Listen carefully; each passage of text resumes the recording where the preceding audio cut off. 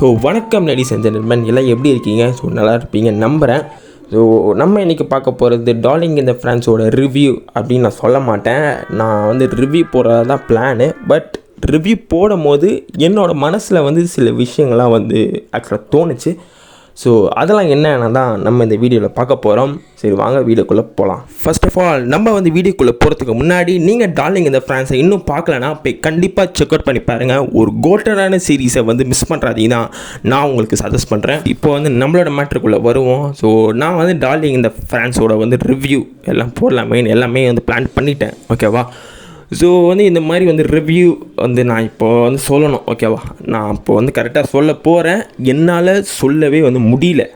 அதுதான் ஏன்னு பார்த்தா தான் ஸோ டார்லிங் இன் த ஃப்ரான்ஸோட கடைசி எபிசோட் அதோட தாக்கம் வந்து எனக்கு வந்து இப்போ வரைக்குமே பின்னாடியே வந்து இருக்குது. கடைசி எபிசோட் பார்த்தவங்களுக்கு நான் என்ன சொல்ல வரேன்னு கண்டிப்பாக உங்களுக்கு வந்து புரியும்னு நான் வந்து நினைக்கிறேன். ஸோ அந்த கடைசி எபிசோட் பார்த்துட்டு நான் ஒரு வந்து 3-4 டேஸாக நான் அப்படி தாங்க இருக்கேன்.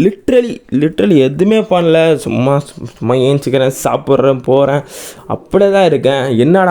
ஏன்டா இப்படி பண்ணிட்டீங்க கடைசி எபிசோடில்? அதுவே எனக்கு மண்டையில் ஓடி நான் அப்படியே தான் சுற்றின்னு இருந்தேன்.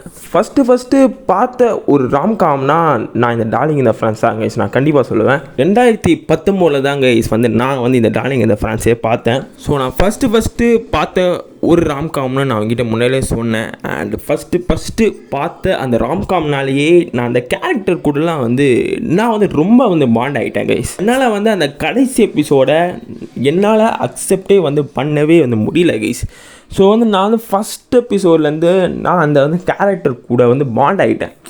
ஸோ அப்படி பண்ணும்போது அந்த கடைசி எபிசோட் பார்த்துட்டு என்னால் அக்செப்டே பண்ண முடியல.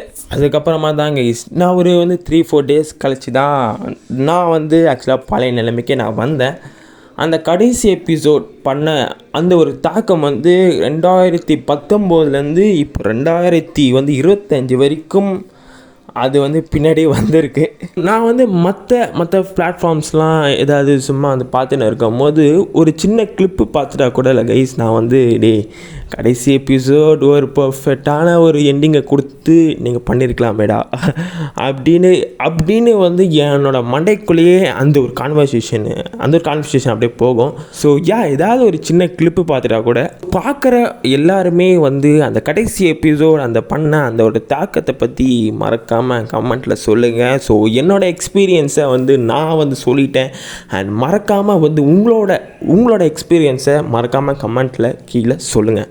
ஸோ மற்றவங்க யாராவது வந்து என்கிட்ட நான் வந்து இந்த ஒரு சீரீஸை பார்த்துட்டு ப்ரோ நான் இப்படிலாம் பண்ணேன் அப்படின்னு சொல்லியிருந்தா சத்தியமாக சொல்கிறேன் கைஸ், நானே வந்து நம்பியிருக்க மாட்டேன். நம்மளோட வாழ்க்கையில் கொஞ்சம் பின்னாடி போயிட்டு பார்க்கும்போது தான் ஓகே, ஸோ நம்மளுமே அந்த மாதிரி தான் பண்ணியிருக்கோம் அப்படின்னு பார்க்கும்போது தான் எனக்கே தோணுது. இனிமேல் வந்து தமிழ் டப்புமே வந்து இதுக்கு வந்திருக்குன்னு சொன்னாங்க. அண்ட் வந்து நான் வந்து சின்ன கிளிப்பை பார்த்தேங்க. ஸோ தமிழ் டப்புமே பக்காவாக பண்ணியிருக்காங்க தான் வந்து எல்லாருமே சொல்கிறாங்க.